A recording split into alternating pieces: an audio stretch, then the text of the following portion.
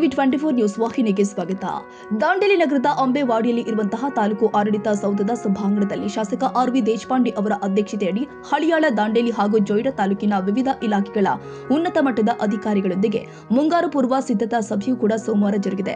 ಮಳೆಗಾಲದ ಸಂದರ್ಭದಲ್ಲಿ ಸಂಭವಿಸಬಹುದಾದ ರಸ್ತೆ ಹಾನಿ, ವಿದ್ಯುತ್ ವ್ಯತ್ಯಯ, ಮರಗಳು ಬೀಳುವುದು ಸೇರಿ ವಿವಿಧ ತುರ್ತು ಪರಿಸ್ಥಿತಿಗಳನ್ನು ಸಮರ್ಥವಾಗಿ ಎದುರಿಸಲು ಕೈಗೊಳ್ಳಬೇಕಾದ ಮುನ್ನೆಚ್ಚರಿಕಾ ಕ್ರಮಗಳ ಕುರಿತು ಸಭೆಯಲ್ಲಿ ಚರ್ಚೆ ಮಾಡಲಾಗಿದೆ.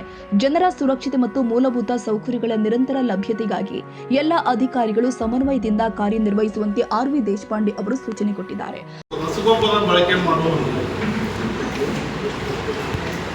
ರಸಗೊಬ್ಬರಿಗೂ ತೊಂದರೆ ಇಲ್ಲ ಸರ್.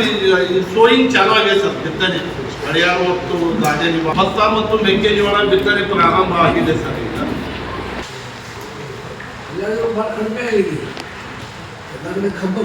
ಕಬ್ಬು ಒಂದಿಷ್ಟು ಕ್ಷೇತ್ರ ಹೆಚ್ಚಾಗಿದೆ ಸರ್. ಸುಮಾರು 12,000 ಮೇಲ್ಪಟ್ಟ ಆಗಿದೆ ಸರ್. 12,000 ಹೆಕ್ಟರ್ ಒಟ್ಟಾರೆ ನಾವು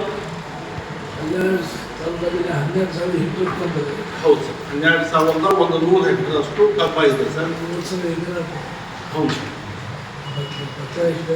5,400 ಹೆಕ್ಟರ್ ಅಷ್ಟು ಬರುತ್ತೆ ಸರ್.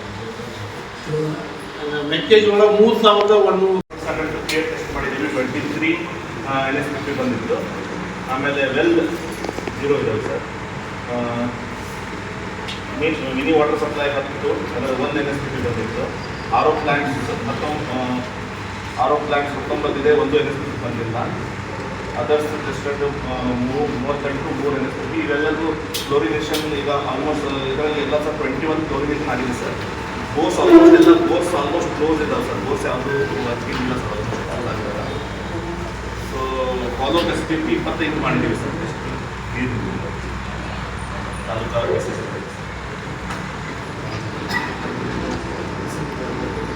ಮೆಡಿಸಿನ್ ಅವೈಲಬಿಲಿಟಿ ಸರ್ ಮತ್ತೆ ಅಷ್ಟೇ ಇದಾವೆ ಸರ್. ನಮ್ಮಲ್ಲಿ ಮೆಡಿಸಿನ್ಸ್ ಆಲ್ಮೋಸ್ಟ್ ಇದ್ದಾವೆ. ಕೆಲವೊಂದು 365 ದಿನ ಮಳೆಗಾಲ ಬರ್ತಿದ್ದಂತಲ್ಲ, ಹಳ್ಳಿಗಳು ಕ್ಲೀನ್ ಇರಬೇಕು, ಟೌನ್ಗಳು ಕ್ಲೀನ್ ಇರಬೇಕು.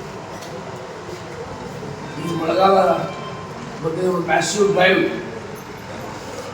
ರೆಸ್ಪೆಕ್ಟಿವ್ ತಹಶೀಲ್ದಾರ್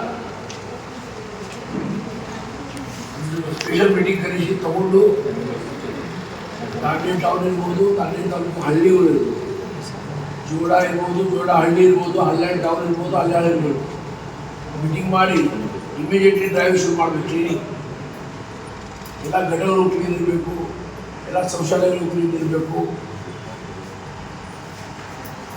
ರೋಡ್ದಲ್ಲಿ ಪಾಟ್ಪೋಲ್ಸ್ ಇದ್ದರೆ ಆ ಡಿಪಾರ್ಟ್ಮೆಂಟ್ಸು ಆ ಪಾಟ್ಪೋಲ್ಸ್ ತುಂಬಿಕೊಳ್ಬೇಕು. ಆ ಪ್ರಕಾರ ಕ್ರಮಗಳು ಈಗ ಇಲ್ಲಿ ಲೈಟ್ಸ್ ಇಲ್ಲ, ಟ್ಯೂಬ್ಲೈಟು ಬಲ್ಬ್ಗಳು ಎಲ್ಲಿ ಇಲ್ಲ, ಅದು ಇಮಿಡಿಯೇಟ್ಲಿ ನೆಕ್ಸ್ಟ್ 7 ಡೇಸಲ್ಲಿ ಹಾಕಬೇಕು. ಎಂಟೈರ್ ಕಾಸ್ಟ್ಯೂಮ್ಸ್ ಇದೆ.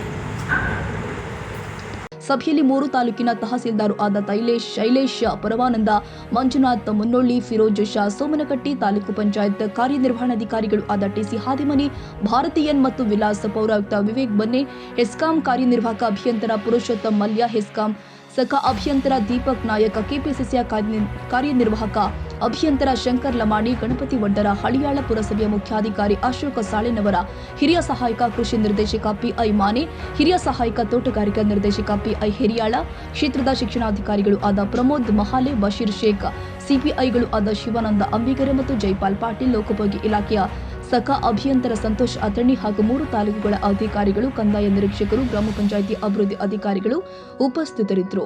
ಕ್ಯಾಮರಾಮ್ಯಾನ್ ಲತೇಶ್ ಚಾಟ್ಲಾ ಜೊತೆ ಸರ್ಫರಾಜ್ ಶೇಖ್, ಟಿವಿ 24 ಕನ್ನಡ, ದಾಂಡೇಲಿ.